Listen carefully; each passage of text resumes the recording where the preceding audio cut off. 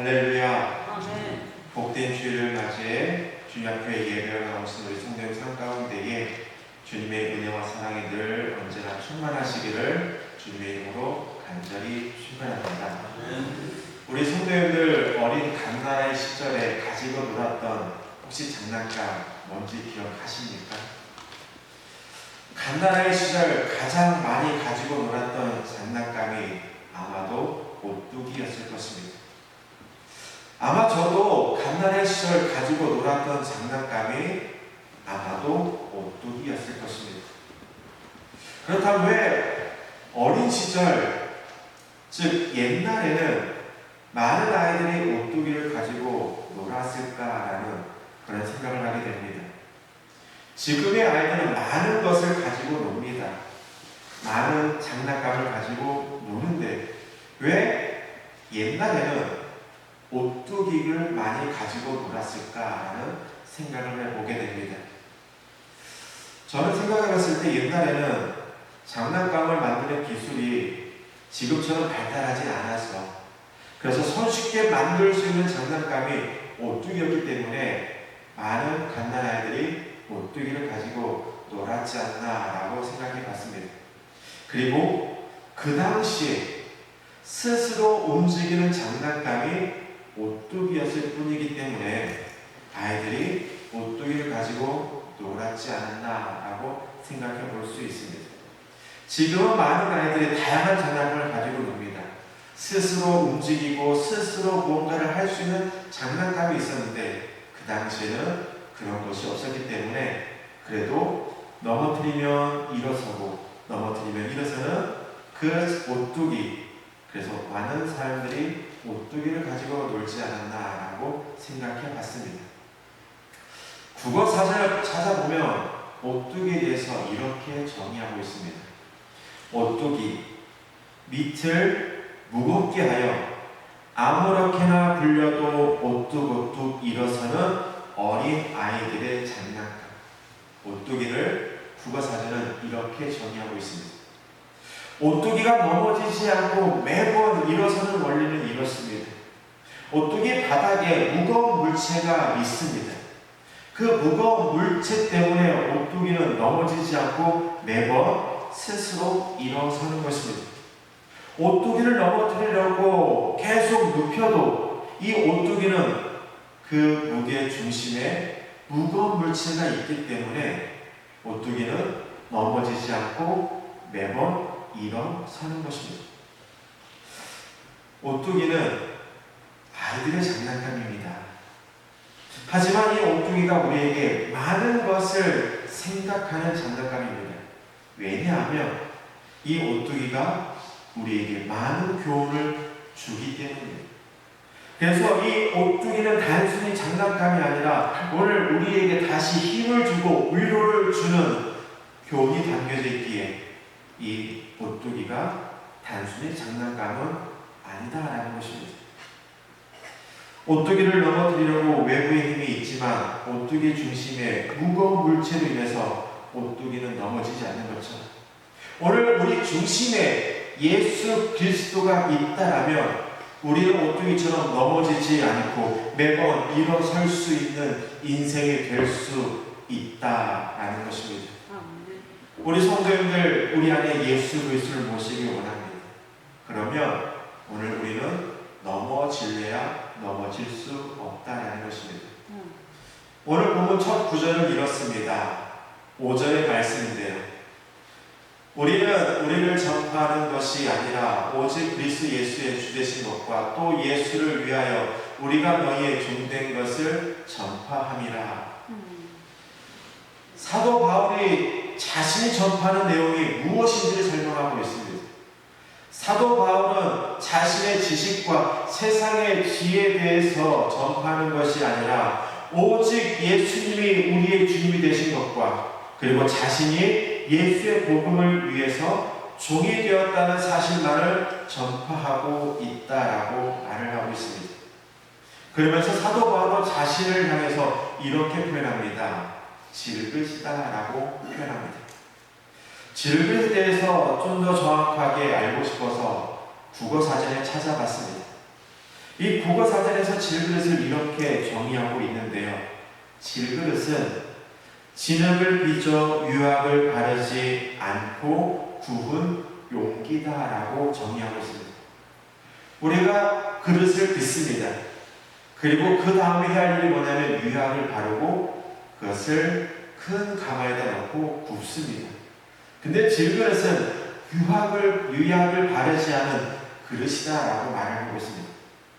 질그릇은 유약을 바르지 않았기 때문에 약한 충격에도 깨지기 쉽습니다.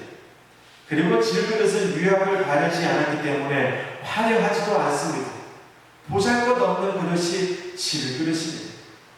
바울이 자신을 질그릇으로 표현한 것은 뭐냐면 자신이 보잘것없다는 것을 나타내기 위해서입니다. 그리고 자신은 깨지기 쉬운 연약한 존재라는 것을 나타내고 싶어서 바울은 자신을 질그릇이다라고 표현을 하고 있는 것입니다. 그런데 바울이 자신을 질그릇으로 표현한 것에는 또 다른 이유가 있습니다. 자신의 연약함, 자신의 부족함을 나타내기 위해서보다 무언가를 강조하고 싶어서 자신을 질그릇이다라고 표현한 것입니다. 바울이 강조하고 싶었던 것은 과연 무엇이었을까요? 그것은 자신 안에 담겨져 있는 것을 강조하기 위해서 자신을 질그릇으로 표현한 것입니다. 그릇이 화려하면 그 안의 내용물은 눈에 띄지 않습니다. 화려한 그릇에 무언가를 담아놓으면 그것이 눈에 보이지 않습니다. 왜냐하면 사람들은 그 화려한 그릇만 보기 때문입니다. 그런데 이 그릇이 화려하지 않으면 그 안에 있는 물건이 더 화려하게 보이는 것입니다. 사도 바울이 왜 자신을 질그릇이라고 표현한 것은 뭐냐면 자신 안에 담겨있는 그 보배를 강조하기 위해서 사도 바울은 자신을 질그릇으로 표현한 것입니다. 그렇다면 질그릇 안에 담겨있는 보배는 과연 무엇이냐라는 것입니다. 사도 바울이 자신을 낮추면서까지 나타내고 싶었던, 강조하고 싶었던 그 보배는 무엇이냐라는 것입니다. 그것은 예수 그리스도를 말미암은 복음을 말하는 것입니다. 예수 그리스도를 말미암은 구원의 복음을 강조하기 위해서 사도 바울은 자신을 질그릇으로 표현한 것입니다. 7절의 말씀에 보면 바울은 예수 그리스도를 말미암은 구원의 복음이 자신 안에 있다라고 말을 합니다. 그러면서 그 구원의 복음이 자신의 능력으로 이룬 것이 아니라고 말을 하고 있습니다. 오늘 본문 7절 말씀 다른 번역으로 제가 번역해 드리도록 하겠습니다. 우리는 이 복음을 질그릇에 간직하고 있습니다. 이 엄청난 능력은 하나님에게서 나는 것이지 우리에게서 나는 것이 아닙니다. 이렇게 사도 바울은 이야기하고 있습니다. 예수 그리스도의 복음이 나의 능력으로 나의 지식으로 생긴 것이 아니라 하나님께로부터 난 것이다라고 사도 바울은 이야기하는 것입니다. 사도 바울이 강조하고 싶었던 것은 뭐냐면 자신이 아니었습니다. 사도 바울이 강조하고 싶었던 것은 하나님의 능력이요 예수 그리스도의 복음을 강조하고 싶어서 자신을 질그릇으로 표현한 것입니다. 그러면서 사도 바울은 오늘 이 고린도 후서의 수신자인 고린도 교회 성도들에게 하고 싶은 말이 있었습니다. 그 말은 무엇이냐? 제가 한번 말씀드리겠습니다. 나는 질글과 같이 연약해서 쉽게 깨지고 절망할 수밖에 없는 연약한 존재이지만 하나님이 나와 함께 하시고 하나님이 나를 인도하여 주시기 때문에 나는 담대하게 복음을 전할 수 있었다. 사도 바울은 고린도 교회 성도들에게 이 말을 하고 싶었습니다. 나는 질글과 같은 연약한 존재이기 때문에 나는 쉽게 깨지기 쉽고 절망할 수밖에 없는 연약한 존재이지만 하나님이 나와 함께 하시고 하나님 나를 인도해 주시기 때문에 나는 담대하게 복음을 전할 수 있었다. 이 말을 사도 바울은 말하고 싶었던 것입니다.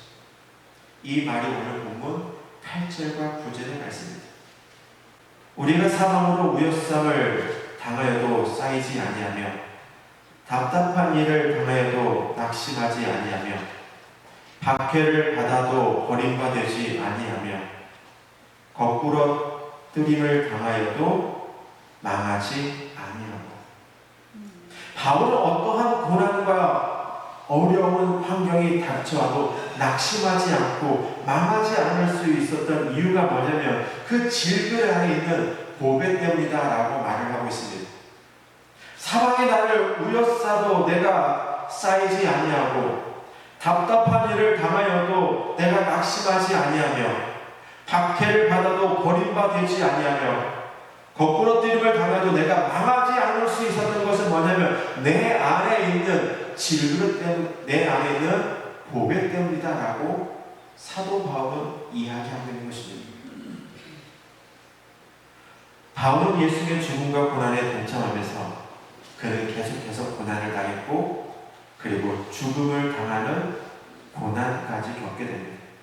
죽음에 임박하는 고난을 당합니다. 바울이 죽음을 당하는 고난 속에서도 끝까지 복음의 능력을 나타낼 수 있었던 것은 뭐냐면 질그 달아있는 보배 때문입니다. 그 보배 때문에 사도 바울은 자신에 다가오는 그 모든 역경과 고난을 이겨낼 수 있었다는 것입니다. 사도 바울은 순탄한 인생은 아니었습니다. 그러나 사도 바울은 환경의 지배를 받지 않았습니다. 자신을 죽음으로 몰아가고 자신을 핍박하는 이 환경에 넘어지지 않았습니다. 우리는 힘들고 어려운 일이 있으면 모든 것을 다 팽개치고 도망가고 싶습니다. 내가 감당할 수 없는 일이 나에게 다가오면 에야 모르겠다라고 이 모든 것을 팽개치고 도망가는 사람들이 참 많이 있습니다. 지금의 많은 젊은이들은 나에게 다가오는 일들을 견디지 못해서 그는 생을 마감하는 사람들이 너무나도 많이 있습니다. 사도 바울은 자신을 향한 그 어려운 역경과 시련이 다가왔습니다. 그러나 그는 이 환경의 지배를 받지 않고 이것을 묵묵히 그는 이겨나갔습니다. 그렇게 나갈 수 있었던 비결은 뭐냐면 그의 삶의 중심에 예수 그리스도가 있었기 때문입니다. 예수 그리스도가 그 안에 있었기에 사도 바울은 그 시련이 다가온다 할지라도 그 시련을 이겨낼 수 있었습니다. 자신을 넘어뜨리려고 했던 수많은 외부의 세력이 있지만 그는 꿋꿋이 오뚝오뚝 일어설 수 있었던 것은 그 안에 예수 그리스도의 복음이 있었기 때문이었습니다. 그래서 바울은 낙심하지 않고 주님으로부터 버림받는 생각을 한 번도 한 적이 없고 절망하지 않았습니다. 오뚜기 같은 인생은 결국 환경의 지배를 받지 않습니다. 어떤 어려움을 당해도 승리할 수 있었던 삶을 사는 것이 오뚜기 같은 인생이며 오뚜기 같은 신앙이다라는 것입니다. 우리 성경을 창세기부터 출애굽기, 창세기부터 요한계시록까지 보면 수많은 사람이 등장합니다. 수많은 인물들이 등장합니다. 그런데 그 인물들마다 늘 평탄한 삶을 살지 않았다라는 것입니다. 그들마다 늘 하나님께 좌절하고 싶었던 마음이 있었고 하나님을 원망하고 싶었던 마음도 있었던 사람도 있었습니다. 그리고 하나님의 뜻에 순종하지 못했던 사람들도 있었습니다.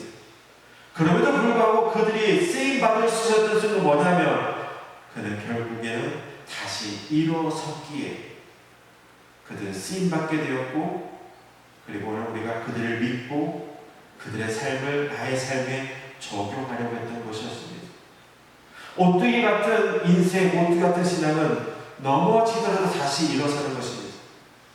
우리가 사회상으로부터 억압을 받고 사탄의 유혹으로부터 우리를 억압을 받는다 할지라도 오늘 우리 안에 예수 그리스도가 있다면 우리는 다시 일어설 수 있습니다.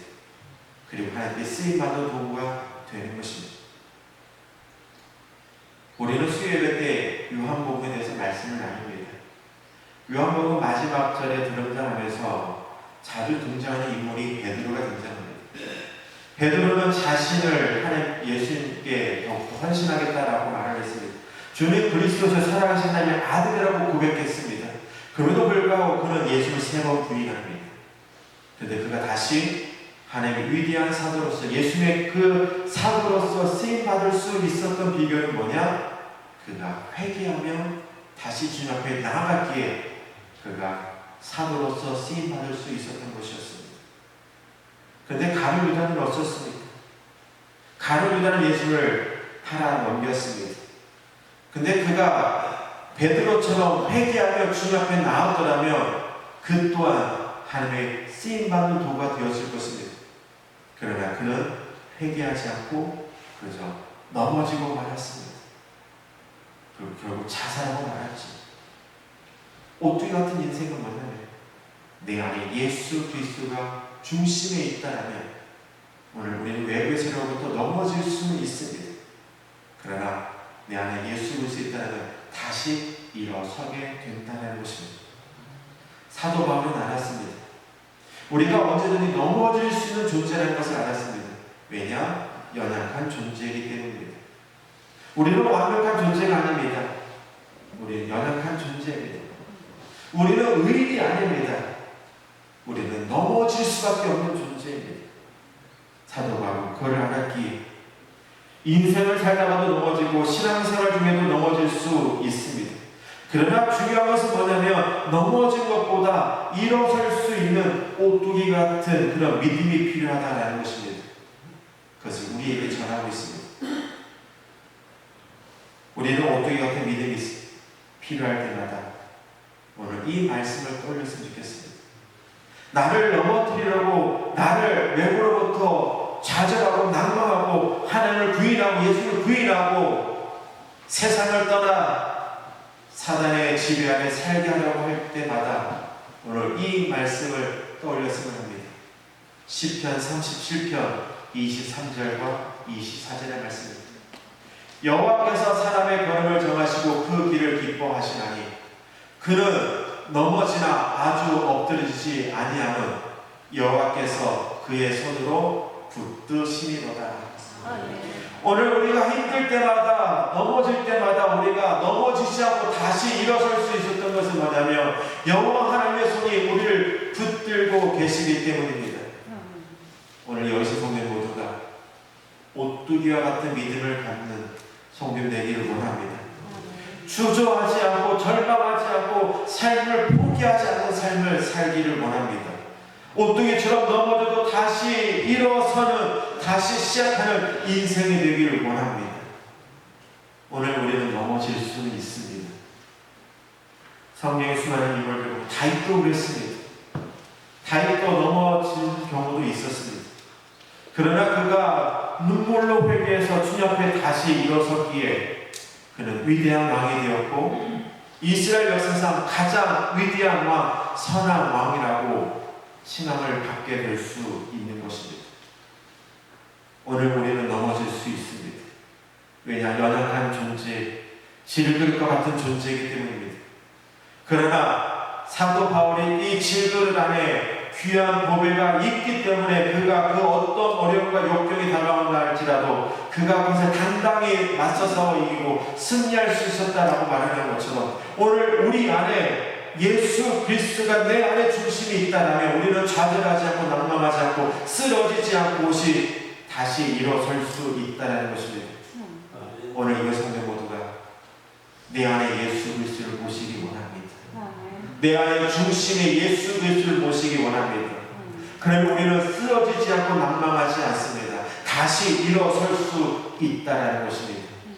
오늘 성도 모두가 오뚜기 같은 믿음, 오뚜기 같은 인생으로 다시 일어서서 하나님께 쓰임받고 하나님의 귀한 도구로서 역할을 감당하는 우리 모두 되기를 주님의 이름으로 간절히 축원합니다.